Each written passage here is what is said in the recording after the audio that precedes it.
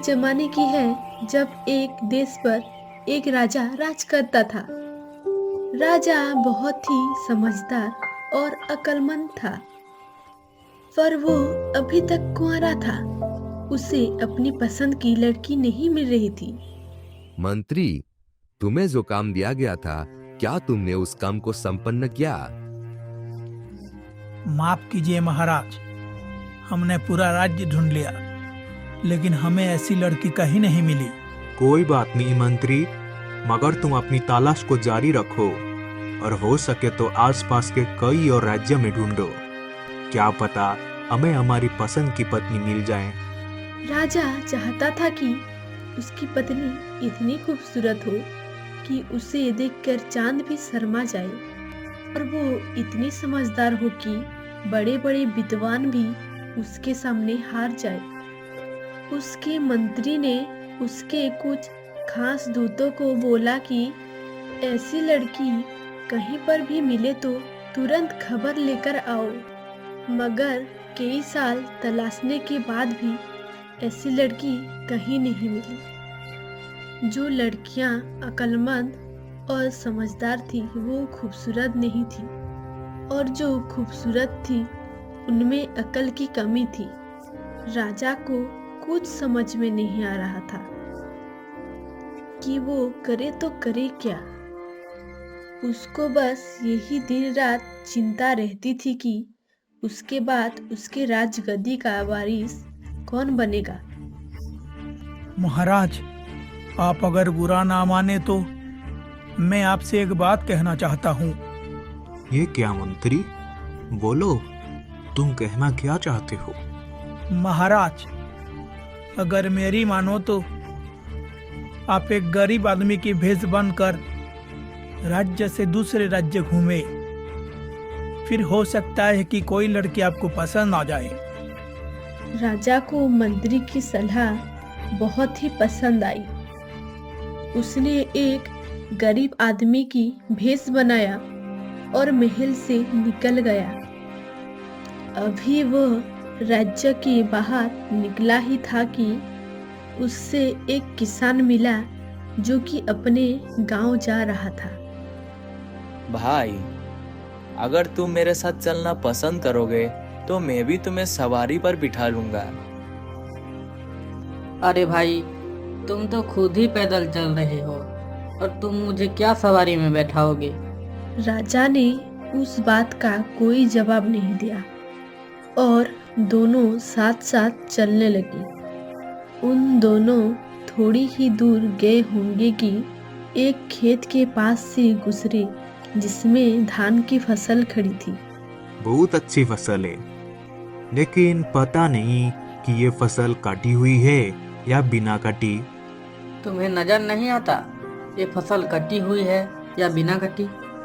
मेरे भाई, बहुत सी चीज ऐसी होती है जो होती कुछ और दिखाई कुछ और देती है। बेचारा किसान को ये बात समझ में ही नहीं आया। वह अभी थोड़ी ही दूर गए होंगे कि सामने से एक अर्थी लिया जा रहा था। लोग एक मुर्दार को शमशान घाट लेकर जा रहे थे। ये आदमी जिंदा है या मुर्दा? तुम्हें दिखाई नहीं देता क्या? अगर ये जिंदा होता तो लोग इसे शमशान घाट क्यों लेकर जाते? तुम्हारा दिमाग शायद खराब है, यानी तुम एक पागल हो। उसके बाद वो आगे बढ़ने लगे। चलते चलते शाम हो गई और किसान का गांव भी आ गया। अरे भाई, तुम कहाँ जाओगे? मेरी मंजिल अभी बहुत दूर है, परंतु सोचता हूँ कि सुबह को ही जाओ, क्योंकि मैं थक भी गया हूँ और भूख भी लग रही है। तुम्हारे गांव में कोई सराय तो होगी? किसान ने सोचा, देहाती बहुत मेहमान नवाजी होते हैं। बेचारा अभी रात को कहाँ जाएगा, कहाँ घूमता फिरेगा। पता नहीं इसके पास पैसे हैं या नहीं। क्यों ना इसे अपने घर पर ही ले चलूं। एक रात की ही तो बात है, सुबह तो ये चला ही जाएगा। अरे भाई, ये एक छोटा सा गांव है, यहाँ सराई कहाँ पर होगी। तुम मेरे साथ मेरे घर पर चलो और खाना पीना करके वहीं सो जाना। तुम हमेशा खुश रहो। तुम्हारे घर में कितने लोग हैं? 3 लोग हैं, मैं, मेरा पत्नी और एक मेरा बेटी है। क्या तुम्हारी लड़की की शादी हो गई?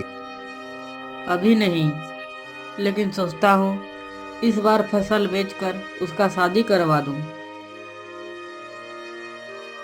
इतने में ही वो दोनों किसान के घर पहुंच चुके थे। किसान ने अपने घर का दरवाजा खटखटाया और वो दोनों अंदर आए। किसान की पत्नी बड़ी ही बेचैनी से उसकी राह देख रही थी। उसने एक अजनबी को किसान के साथ देखा तो बड़ी ही हैरानी हुई। किसान के घर था बहुत ही छोटा, लेकिन बहुत ही सुंदर और साफ सुथरा। लगता था कि किसान ने अपनी उम्र भर की कमाई अपने मकान पर ही लगा दी थी। तब किसान की बेटी बाहर आती है। ऐसा मालूम हुआ कि चांद खुद जमीन पर आ गई। वाह, कितना खूबसूरत मकान है। लेकिन मकान के ऊपर एक लाल रंग की कमी है। किसान ये सुनकर सोचने लगा, लेकिन किसान को कुछ समझ में नहीं आया। अच्छा भाई, इन बातों को छोड़ो, अब चलो, तुम हाथ मुंह धो लो, अब हम चलो खाना खाते हैं। रात का खाना खाने के बाद मैं कुछ देर तक टहला करता हूँ। ये सेहत के लिए बहुत ही अच्छा है। मैं कुछ ही देर में वापस आ जाऊंगा। दरवाजा बंद कर लो।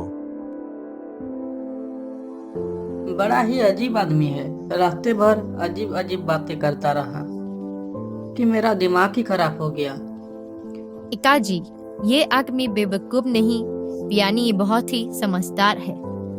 अरे बेटिया, जरा सोचो कि हम दोनों पैदल ही जा रहे थे कि इसने मुझे कहा तुम अगर मेरे साथ चलना पसंद करो तो मैं तुम्हें सवारी पर बैठा लूंगा। ऐसी बात भला कोई अक्लमंद आदमी कैसे कर सकता है। पिताजी, उसका कहना बिल्कुल सही था। जब कोई आदमी सफर करता है तो थोड़ा सा फासला भी काटे नहीं करता, मगर 2 आदमी साथ चले और बातें करते रहे तो लंबा सफर भी कम लगने लगता है। सवारी में बैठने का उसका ही मतलब था कि आओ मेरे साथ बातें करते हुए चलो, तुम्हें थकान महसूस नहीं होगी और तुम यूं समझोगे जैसे सवारी में जा रही हो। चलो, ये बात भी मैं मान लेता हूँ, लेकिन उसने अर्थी को देख के ये क्यों कहा कि ये जिंदा है या मुर्दा। पिताजी, इस बात का भी गहरा मतलब है। अगर कोई बहुत ही अच्छा ईमानदार लोगों की भलाई करने वाला मरता है तो लोग उन्हें मरने के बाद भी याद रखते हैं। वो लोगों की यादों में जिंदा रहता है।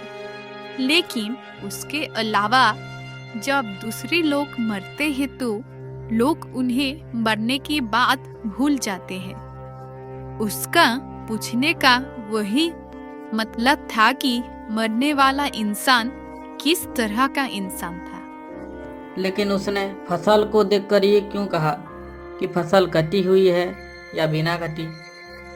बात यह है पिताजी, कुछ किसान फसल को काटते ही उसे बेच देते हैं। हो सकता है उस मालिक ने उसका फसल बेच दिया हो। इस हालत में तो उस खेत की फसल काट ही चुकी है और उसने फसल का दाम भी वसूल कर चुका है। हो सकता है बिटिया, तुम्हारा ये बात भी ठीक हो, लेकिन उसने मेरे मकान के बारे में ये क्यों कहा। मकान बहुत ही खूबसूरत है, लेकिन इसके ऊपर एक लाल रंग की कमी है। पिताजी, ये बात उसने ये मकान के बारे में नहीं कहा, उसने मेरे बारे में कहा। वो मेरे माथे में सिंदूर का कमी है ये बोल रहा था। मकान मैं हूँ और लाल रंग सिंदूर। उधर राजा असल में सैर करने नहीं गया था। वो तो घर के पीछे ही खड़ा उनकी बातें सुन रहा था। लड़की ने जब अपनी बातें खत्म की, राजा अंदर आया। अरे भाई, तुम तो एक बहुत बड़े विद्वान मालूम होते हो। हम इस राज्य के राजा हैं। आखिरकार हमें जिस तरह की पत्नी चाहिए थी वो हमें मिल चुकी है। माफ कीजिए महाराज, मैं आपको पहचान नहीं पाया। राजा की बातें सुनकर किसान बहुत ही खुश हो गया। धन्यवाद।